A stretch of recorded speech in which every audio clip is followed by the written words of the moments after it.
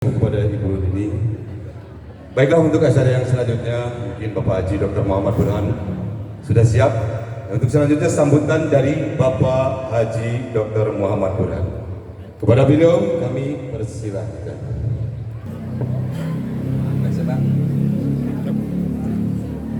Bismillahirrahmanirrahim. Alhamdulillahirabbil alamin. Allahumma shalli wa sallim wa rahmah wa barik ala sayyidina wa maulana Muhammad wa ala alihi wa sahbihi wa man tabi wa dzurriyyatihi wa ummatihi ajmain. Assalamualaikum warahmatullahi wabarakatuh. Waalaikumsalam warahmatullahi wabarakatuh. Yang pertama kali saya mengucapkan puji kepada Allah Subhanahu wa taala yang dengan pertolongan, rahmat dan ridhonya saya Muhammad Burhan dan istri saya Ibu Tati Hinawati atas rahmat, berkah, pertolongan dari Allah Ta'ala karena doa Bapak Ibu semuanya, maka kami bisa menunaikan ibadah haji, menunaikan rukun Islam yang kelima sesuai dengan syariat agama Islam yang diajarkan oleh Kanjeng Nabi Muhammad SAW. Baik rukun maupun wajibnya telah kami laksanakan insya Allah secara sempurna. Kemudian Allah SWT juga alhamdulillah telah memberikan kami kesempatan karena doa Bapak semuanya, sehingga kami alhamdulillah secara pengalaman secara sedikit saja, alhamdulillah saya pribadi bisa mencium Ka'bah 17 kali, berdoa di Hijr Ismail 17 kali, bersolat di makam Ibrahim 17 kali. Kalau istri saya hanya 7 kali karena hanya pagi hari. Kalau saya alhamdulillah setiap jam segini, jam 8 pagi saya berangkat untuk tawaf, kemudian melakukan sholat tahiyatul Ka'bah, menghormati Ka'bah, kemudian sholat duha, kemudian zikir. Kalau istri saya melakukan pagi hari bersama saya, kalau malam harinya jam 11 malam saya berangkat sama saya tawaf kembali, kemudian melakukan sholat tahiyul Ka'bah, kemudian sholat hajat atau sholat yang lainnya, kemudian berzikir dan berdoa. Kemudian singkatnya demikian, paling inti adalah sabda Rasulullah, sesungguhnya barang siapa telah haji, insya Allah doanya selama 40 hari akan dikabulkan Allah Ta'ala. Barang siapa mengamini dan dia berdoa, maka Allah pasti mengabulkannya. Maka yang paling inti saya akan berdoa. Jadi bukan karena sayanya, tapi karena sabda Rasulullah demikian, sehingga kewajiban saya untuk mendoakan Bapak Ibu semuanya hadir dan semua lingkungan di sini dan umumnya kepada seluruh bangsa Indonesia, umat Islam. Saya akan berdiri, mohon maaf. Bismillahirrahmanirrahim. Alhamdulillahirabbil alamin. Alhamdulillahirabbil alamin. Alhamdulillahirabbil alamin. Biwasilah Al-Fatihah. A'udzubillahi minasyaitonir rajim. Bismillahirrahmanirrahim. Alhamdulillahirabbil alamin. Ar-Rahmanir Rahim. Maliki yaumiddin. Iyyaka na'budu wa iyyaka nasta'in. Ihdinas siratal mustaqim. Siratal ladzina an'amta 'alaihim ghairil maghdubi 'alaihim waladdallin. Amin. Allahumma bisultanil azim wa dzil manil qadim wa dzil wajhil karim wa waliyil kalimatit tammati wa da'watil mustajabat. Allahumma a'udzu binuri wajhika ya karim ya dzal jalali wal ikram ya Allah ya rabbal alamin. Allahumma salli wa sallim wa rahmah wa barik ala sayyidina wa maulana Muhammad wa ala alihi wa sahbihi wa ummatihi, khususnya semua jamaah yang hadir di sini dan semua masyarakat di sini. Silakan berdoa masing-masing sesuai dengan hajatnya masing-masing.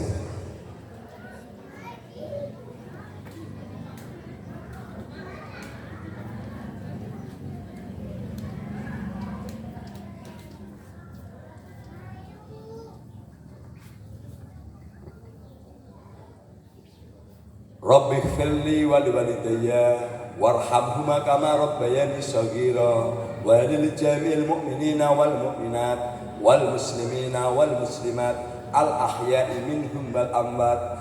Allahumma inni as'aluka al-huda wat taqwa wal afa wal ghina. Allahumma inni as'aluka ilman nafi'a wa amalan salihah wa rizqan katsira halalan thayyiban wal barakah. Allahumma nazim ahwalana wa hassin af'alana wa khallisna min alamil faqri wa dhulli wa asimna min al-bala'i wal waba'i wat ta'un wa min sul'ati was sayatin wan nafsi amarati bisu. Allahumma yassir lana indidami fi jamil umuri diniyah wa dunyawiyah wa hasil muradana bil khair. Allahumma ba'idna minas syarri wal isyan. Allahumma inna na'udzubika min jahdil bala wa darkis syaqa wa su'il qada wa samatatil a'da. Allahumma ya muhawil hali hawil hawlana ila ahsani hali. Allahumma ya katsiran nawali wa ya halika jamil af'ali wa fiqna liyatil khairi fi jamil aqwa wal ahwal.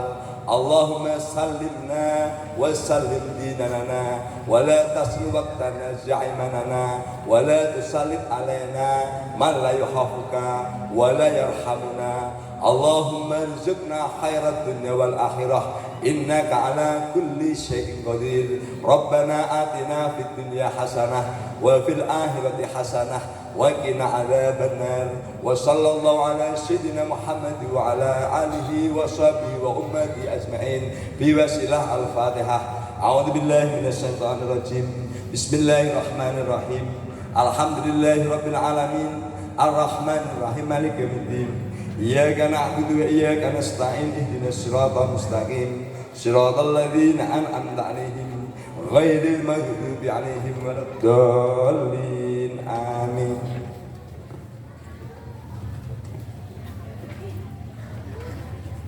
Ya Allah yang Maha Pengasih, Maha Penyayang, yang Maha Agung, yang Maha Kuasa, yang Maha memiliki segala kemuliaan, yang Maha penentu segala sesuatu, anugerahilah kami semuanya iman, Islam, ihsan dan ketakwaan untuk mengabdi kepadamu dan beramal soleh kepada sesama hambamu.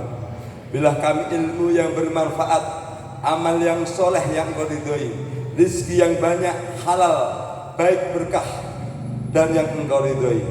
Bila kami keturunan sampai akhir zaman anak-anak kami yang soleh, mulia dunia dan akhirat di hadapanmu dan di hadapan semua makhlukmu. Ya Allah, jauhkan kami dari balak dunia dan balak akhirat, balak lahir dan balak batin. Baguskan akhlak kami, bersihkan hati dan jiwa raga kami dari nafsu-nafsu yang tidak Engkau ridhoi. Ya Allah, ya Allah, berilah kami keselamatan dan kebahagiaan dunia dan akhirat. Wassalamualaikum warahmatullahi wabarakatuh. Demikian doa yang kita bacakan bersama-sama, insya Allah akan dikabulkan Allah SWT. Baik secara syariat, saya pulang dari haji, jadi karena karomah hajinya bukan burhannya, kemudian ini lebih dari 40 orang dan niatan Allah Ta'ala, insya Allah itu menjadi wasilah untuk dikabulkan doa kita. Kemudian sedikit saya minta waktu bareng sekitar antara seperempat jam sampai maksimal setengah jam akan saya menitin. Mohon ini dengarkan kisah saya, pengalaman saya baik secara mental, spiritual, lahir batin ibadah haji di Mekah. Jadi mungkin cerita saya ini akan berbeda dengan cerita jamaah haji yang lain. Tapi insya Allah cerita saya ini dengan kejujuran, kebenaran, apa yang saya lihat, apa yang saya dengar, apa yang saya rasakan, dan saya tidak punya tujuan apa-apa kecuali untuk kebaikan bagi umat Islam yang nanti insya Allah semuanya akan naik haji.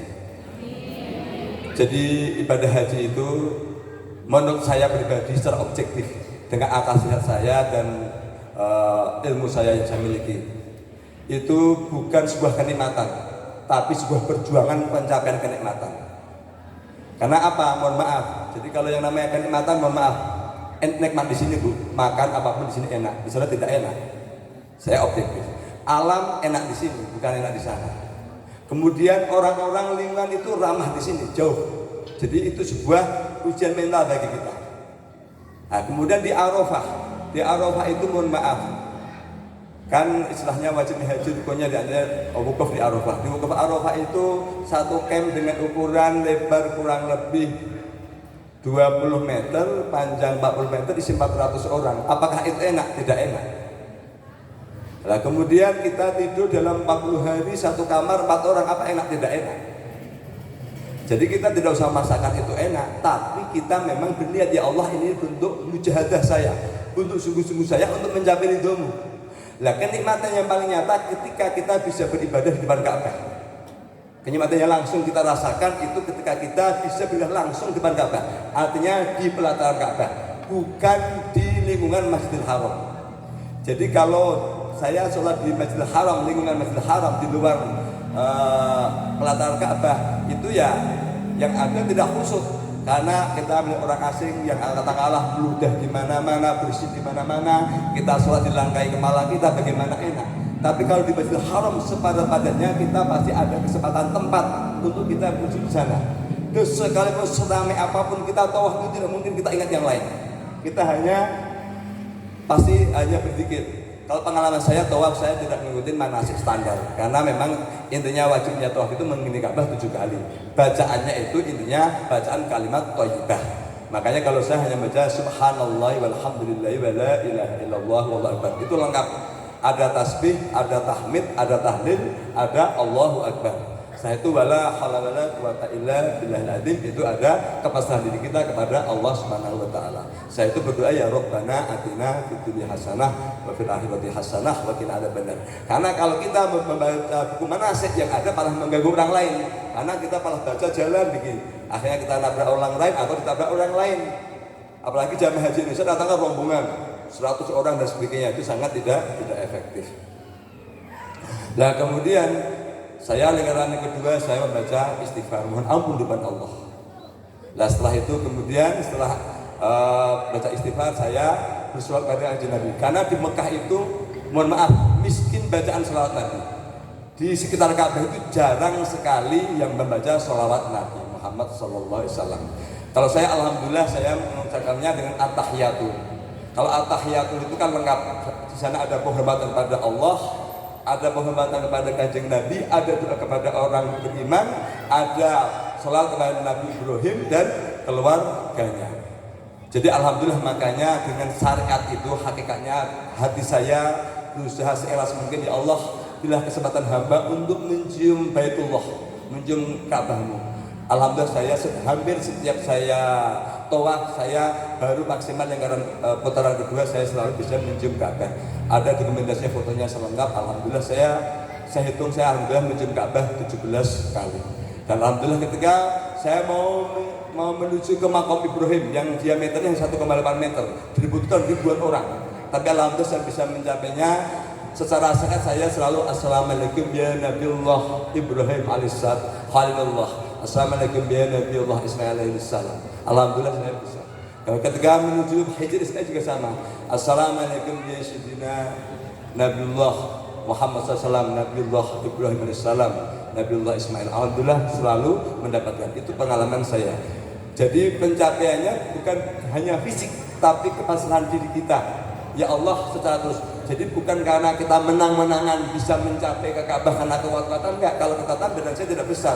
Dan saya alhamdulillah itu kan saya cenderung sendiri, hanya saya sama istri saya.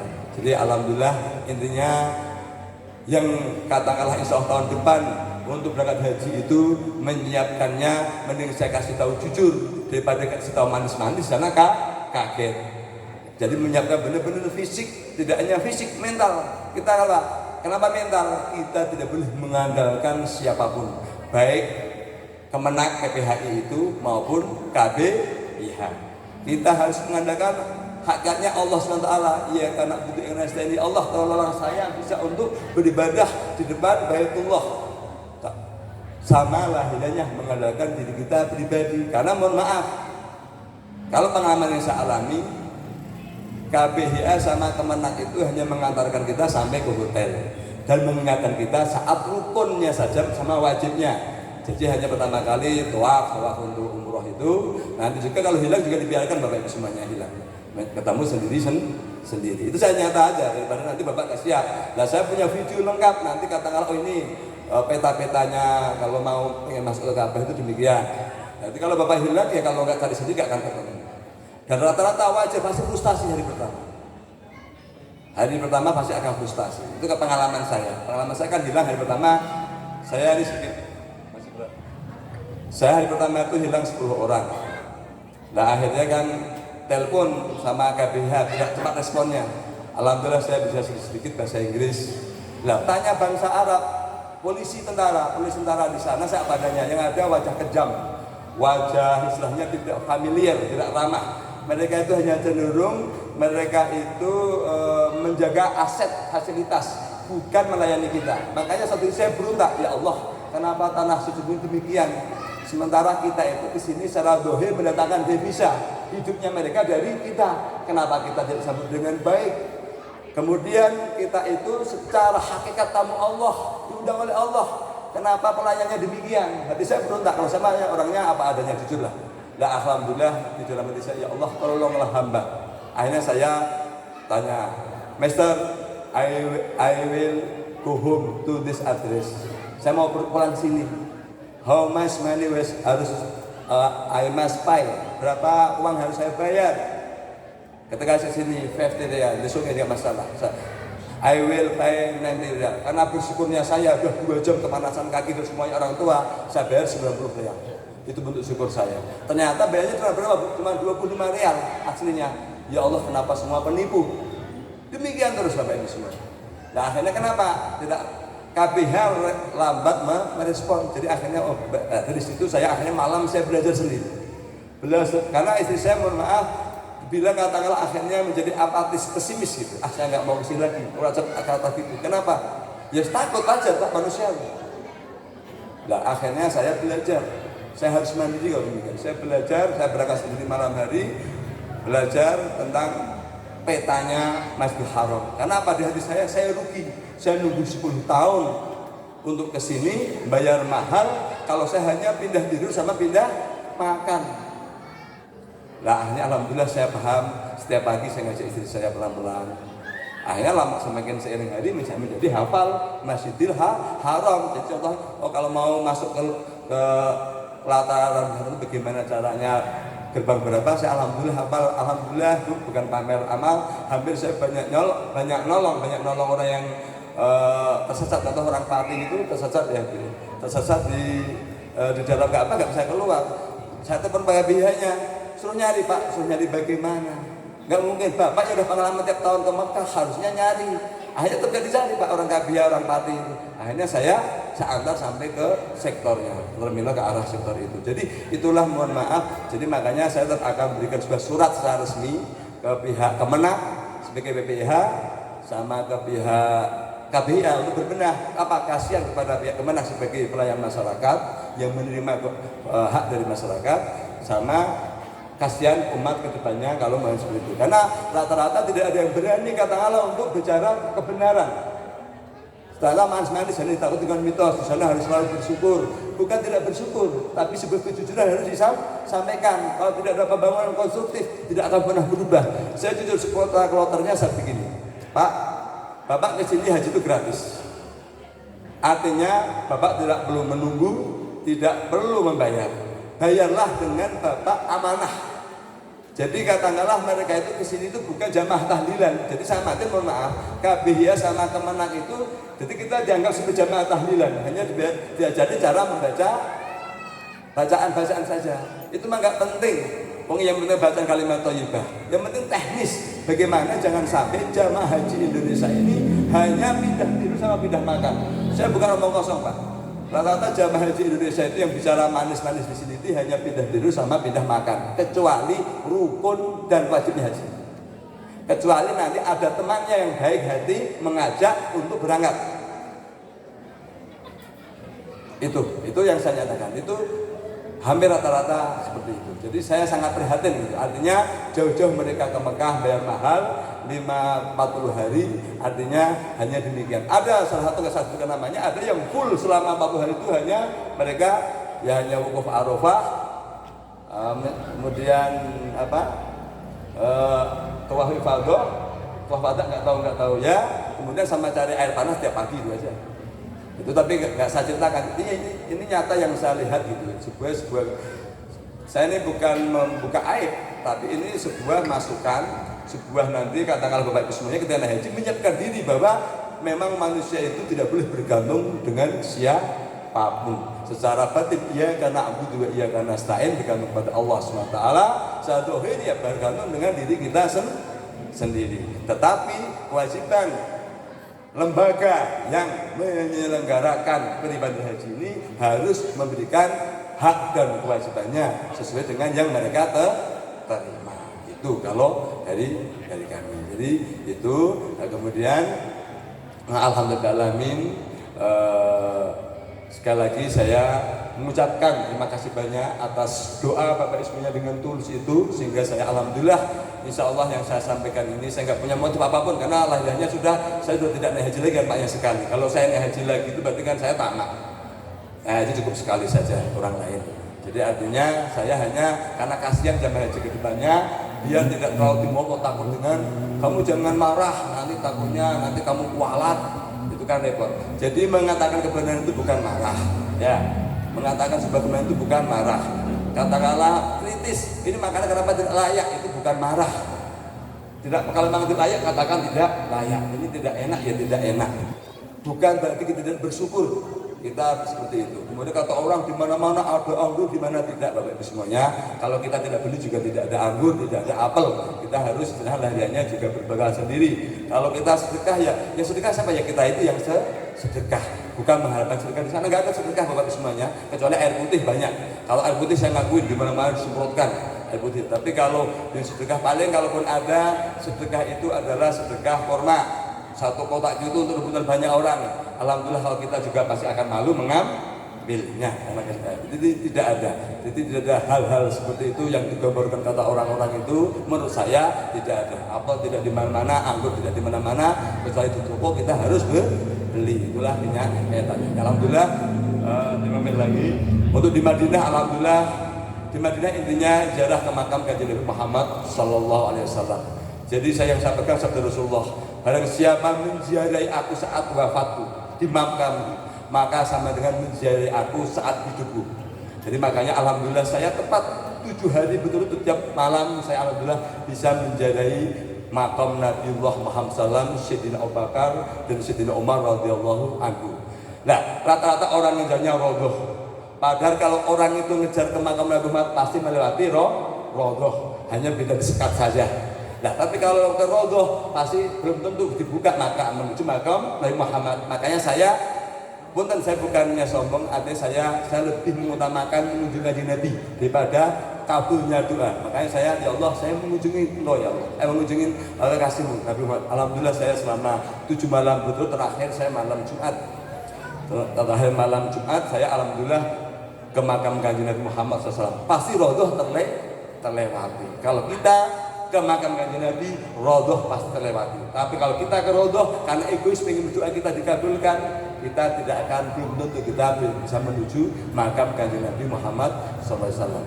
Dan kalau pengalaman saya secara spiritual, ketika orang menuju makam Nabi Muhammad itu tidak akan ingat untuk berdoa.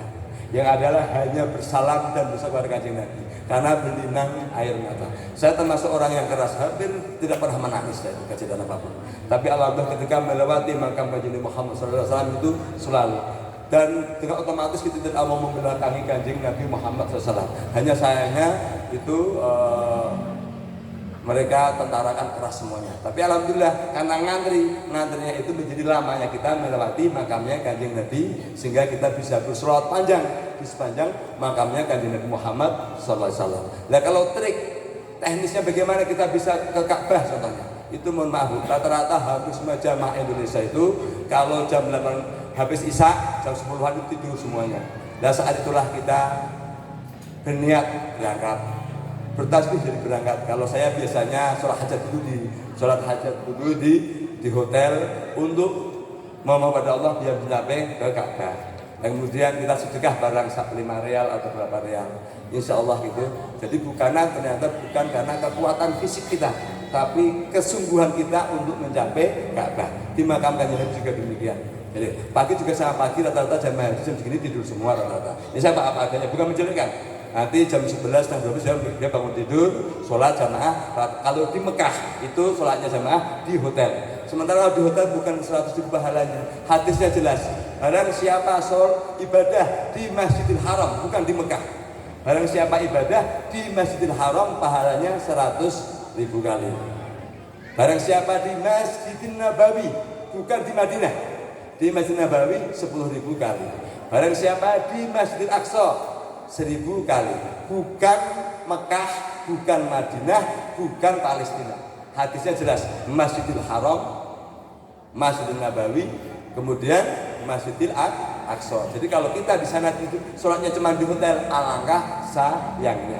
Kita usahakan tetap sholat di Masjidil Haram, ketika di Mekah, ketika di Madinah, di Masjidil Nabawi, kemudian ketika di seandainya ke Palestina, ke Masjidil Aqsa, bukan di Palestina. Itu hadisnya jelas. Kurang lebih itu yang saya sampaikan. Saya mohon maaf lahir batin sekali lagi kepada Bapak semuanya, dan insya Allah Allah SWT akan meridhoi kita semuanya. Bapak semuanya insya Allah dengan doa yang saya panjatkan tadi kita bersama-sama, insya Allah Bapak semuanya akan diundang oleh Allah SWT menjadi tamu Allah, karena wajib bagi orang yang berkekuatan. Kekuatan itu secara finansial maupun secara intinya secara dohir. Mungkin sepatah dua patah kata disampaikan oleh Bu Hera.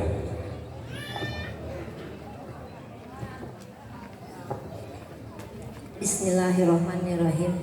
Assalamualaikum warahmatullahi wabarakatuh. Saya mungkin tidak akan panjang lebar karena udah disampaikan semua sama Bapak Haji Burhan ya. Udah disampaikan lengkap. Saya hanya bisa mengucapkan terima kasih banyak. Terima kasih banyak atas segala doa Bapak Ibu yang sudah hadir waktu saya sebelum berangkat. Saya alhamdulillah bisa melaksanakan ibadah haji dengan sempurna dan kembali dengan sehat, dengan tidak kekurangan sedikit apapun. Kalau badan kurus biasa, karena berangkat juga sudah kurus, jadi pulang tambah kurus, tidak apa-apa. Yang penting sehat, dan saya bisa mengerjakan dengan sempurna di sana dengan kekuatan Allah Subhanahu Wa Taala. Semua harus dengan kekuatan jiwa raga kita gitu kan, semuanya karena harus memakai fisik itu ibadah haji itu. Jadi yang utama kita harus menyiapkan badan kita, harus kuat dulu gitu. Walaupun kita makan sedikit, tapi kalau kita niatnya kuat itu pasti akan tercapai semua. Jadi yang saya rasakan seperti itu. Kalau sakit, rata-rata semua juga keserang sakit, hampir 80% gitu, batuk, pilek itu semua saya juga keserang sakit. Hanya yang tidak keserang sakit hanya Mas Burhan, nggak kedengeran batuk gitu kan. Kalau rata-rata semua seperti itu, karena mungkin kan fisiknya perempuan sama laki-laki itu sangat berbeda gitu. Tapi saya alhamdulillah gitu ya, yang saya rasakan gitu di sana itu, yang saya rasakan sedih sebagai perempuan itu adalah bersyukur. Nah, kebersyukuran saya itu yang sangat saya terharu itu kasih sayangnya seorang suami terhadap istri. Karena kemanapun saya pergi, saya selalu didampingi. Apapun yang saya lakukan, selalu saya didampingi. Jadi kasih sayangnya mungkin di sini sudah saya rasakan, tetapi kalau di sana lebih saya rasakan sekali, karena perempuan itu kan harus bersama muhrimnya. Kalau ke tanah suci itu kan diwajibkannya harus sama muhrimnya, karena yang saya rasakan yang sendiri itu kadang kan kasihan gitu ya. Tapi kalau sesama muhrimnya itu kan kita merasa dilindungi, kita apapun merasa mau kemana selalu diantar gitu. Karena kalau sendiri perempuan itu sangat berbahaya gitu, yang saya rasakan. Jadi kasih sayang seorang suami itu sangat saya rasakan di sana gitu. Apapun yang diberikan Mas Burhan kepada saya itu sangat saya rasakan sekali gitu. Terima kasih banyak apa yang Mas Burhan kasih sama saya gitu ya. Selama di tanah suci, dari berangkat di perjalanan ya, di Mekah ya di Madinah, itu selalu saya tidak lepas dari genggamannya Mas Burhan. dia tidak lepas memegang saya, karena apalagi kalau waktu tawaf, waktu sa'i itu saya tidak lepas karena saya kan sudah melaksanakan wudhu yang Imam Maliki ya, jadi tidak ada batalnya sama perpegangan sama suami gitu. Mungkin itu aja yang saya sampaikan. Mudah-mudahan jemaah yang ada di sini, saya doakan bisa menginjakan kaki ke tanah suci dengan beribadah sempurna. Mudah-mudahan nanti berpasangan juga, kalau yang masih punya pasangan untuk beribadahnya, biar kita itu lebih lengkap gitu. Kalau sendiri-sendiri rasanya mungkin tidak enak, banyak yang sendiri itu saya juga kadang kasihan gitu ya, ikut orang. Tapi kalau sama suaminya kan kemanapun kita mau berangkat, kemanapun kita mau beribadah, itu terasa saya lebih abdul, sempurna gitu. Mendoakan semua anak-anak, keturunan, saudara, semua itu yang saya rasakan. Jadi mungkin itu aja yang saya sampaikan. Sekali lagi saya ucapkan terima kasih banyak atas doa semua yang mengiringi saya pergi ke tanah suci. Terima kasih banyak sekali lagi. Wassalamualaikum warahmatullahi wabarakatuh. Sebagai penutup ini saya sebagai wawasan aja.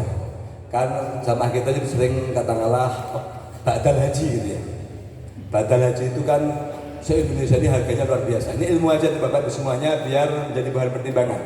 Badal haji itu aja 6 juta, 11 juta, 8 juta gitu. Saya sampai bingung ketika ibadah haji itu. Badal haji itu namanya wukuf Arafah cuma sekali Bapak. Kalau kita badal haji 10 orang berarti 10 kali niat gitu aja lah dengarkan. Kemudian kalau orang dah tiap hari ke Ka'bah, kan wajibnya diantaranya rupanya kan tawaf. Tawaf itu kalau pengalaman saya, namanya kalau dekat Ka'bah, ada pengalaman itu kan paling lama setengah jam, sangat busuk. Itu kalau saya dibayar 5 itu kebanyakan. Kemudian sa'i paling lama 1 jam itu. Kalau saya dibayar 2 juta kegedean. Jadi makanya saya heran, kenapa badal haji kok pada mahal-mahal itu dari mana rumusnya gitu. Sampai heran. Jadi kasihan. Jadi kalau menurut saya nanti kalau Bapak Ibu semuanya naik haji, badal haji sendiri aja. Jangan takut dengan kata orang bahwa yang badal haji harus sudah haji, tidak. Hadisnya yang jelas adalah, wahai Rasulullah, saya sudah tua, saya punya orang tua 2 tahun renta. Orang tua pengen haji tapi nggak kuat, bagaimana? Kata Rasulullah, hajikanlah, badalkan haji orang tua. Itu aja yang kita pegang. Jadi hadis tentang badal haji bahwa itu harus sudah haji tidak jelas. Yang jelas hanya itu. Jadi Bapak nanti kalau seandainya naik haji, badalkan haji sendiri orang tua. Karena wukuf Arafah hanya sekali. Tidak ada tanggal 9 Arafah itu, di 9 Dzulhijjah itu ada 10 kali di Arafah, tidak ada. Naik pesawat juga cuma sekali Bapak semuanya. Jadi badal haji itu istilahnya badalkan haji sendiri. Ya kalau katakanlah saya tidak yakin, sudah sama-sama mereka sudah meninggal dunia, mending dibagikan ke tetangga saja daripada badal haji bayar 11 juta. Kasihan. Saya harus menitis karena saya kasih masyarakat. Katanya nilai manfaatnya lebih manfaat ketika Bapak Ibu semuanya badal haji sendiri atau sedekahkan saja sama tetangga atau saudara yang membutuhkan. Ini harus saya sampaikan, biarpun pahit, biarpun mungkin ada pihak tidak suka, tidak apa-apa. Tapi karena saya mengalami, kok bisa 11 juta dari mana rumusnya, kan setelah saya mengalami kaget, tidak masuk akal bagi saya. Karena saya tawaf itu hanya 1/4 jam, setengah jam. Apalagi kalau yang tiap tahun naik haji ya pasti lebih cepat. Nah, sama sa'i juga cuma begitulah 7 kali. Apa yang dibayar mahal apanya? Kan kasihan bagi semuanya ya. Kemudian sebagai penutup adalah kita harus bersyukur kepada semua alim ulama Indonesia, khususnya Wali Songo dan Imam Syafi'i. Karena ternyata praktek ibadah sedunia itu tidak ada yang mengalahkan Indonesia. Tertibnya apanya, biarpun Mekah sendiri, biarpun Imam Mekah. Jadi artinya mohon maaf istilahnya, Imam Mekah itu bagi saya, kalau saya pribadi tidak mau pakai. Kenapa? Karena Al-Fatihahnya tidak pakai Bismillah, nggak pakai Bismillah. Jadi kalau saya tidak meyakini, karena keyakinan saya Al-Fatihah itu ada Bismillahnya. Jadi Mekah itu hebat karena Ka'bahnya, kanasnya Allah, bukan karena manusianya. Justru menurut saya manusia hebat ibadah itu orang Indonesia. Hanya kelemahannya satu, kita kurang punya nyali seperti orang luar negeri untuk beribadah langsung ke sana itu saja. Tapi kalau adab, tata krama, tertibnya sholat, contoh orang nama orang sholat pakai sepatu Pak. istilahnya pegang HP dan sebagainya, luar biasa. Orang Indonesia itu sangat, jadi memang madhab Imam Syafi'i ini harus kita jaga, ajaran Wali Songo ini harus kita jaga, kemudian alim ulama yang mengajarkan ngaji di pondok pesantren ini harus kita jaga, karena mau katakanlah sejarah syekh pun, jadi kalau kita berarti katakanlah punya anak, punya uang, menurut saya, menurut penglihatan saya, menyekolahkan anak agama di Arab Saudi malah salah. Yang benar ya di Indonesia ini, entah di Tasik, entah Ciamis, entah di Jawa Timur, inilah tempatnya ilmu. Makanya ada sabda kajian Nabi, sesungguhnya Islam akan jaya di negeri timur, insya Allah Indonesia. Dan kemudian alam yang paling makmur, sejuk, rahmat, berkah, ya Indonesia. Jadi di sana itu yang ada hanya bebatuan, air susah. Kenapa? Mungkin sesuai firman Allah, barang siapa bertakwa pada Allah, maka Allah akan menurunkan rahmat dari langit dan dari bumi. Makanya nyata air itu kita nggak pernah kekurangan, entah air hujan, entah air dari manapun. Itulah rahmatnya Allah. Apa? Berkahnya alim ulama mengajarkan kita semuanya setiap 5 waktu ibadah. Kemudian mohon maaf, tambah sedikit. Saya itu malam tahun, bukan malam tahun baru, malam apa itu? Idul Adha. Itu miris hati saya. Kenapa miris? Lah ini di tanah suci kenapa tidak ada takbiran? Yang takbiran itu jamaah haji Indonesia. Mendengar takbiran karena jamaah haji Indonesia pada takbiran itu nyata. Ini yang saya ceritakan itu nyata. Bu, insya Allah tidak ada kedustaan. Kemudian malam tahun baru Hijriah itu di sini kan luar biasa. Artinya semarak menyambut tahun baru Hijriah, mengingat hijrah Nabi Muhammad ke Madinah. Di sana biasa-biasa saja, nggak ada rasa apapun gitu. Oh, berarti ini mah yang hebat adalah nasnya Allah kepada tanah suci dan Nabiullah Muhammad SAW serta Nabiullah Ibrahim dan Nabi Ismail. Makanya kita yang sudah menjalankan Islam di sini sudah jangan pernah tolak-tolak ingin Islam yang aneh-aneh, karena inilah yang paling tepat. Karena saya menyaksikan sendiri, karena saya merasa intelek, saya kritis, saya tidak mau hijau dikatakan menjadi abu-abu, nggak mau. Saya putih-putih, hitam-hitam, merah-merah, tidak mau katakan karena takut kualat dan sebagainya menyampaikan tidak saya, karena ini kebenaran harus saya sampaikan sebagai penyeimbang. Demikian kurang lebih. Astagfirullahaladzim, astagfirullahaladzim, astagfirullahaladzim, alladzi la ilaha illa huwal hayyul qayyum wa atubu ilaih. Billahi taufiq. Wassalamualaikum warahmatullahi wabarakatuh. Waalaikumsalam.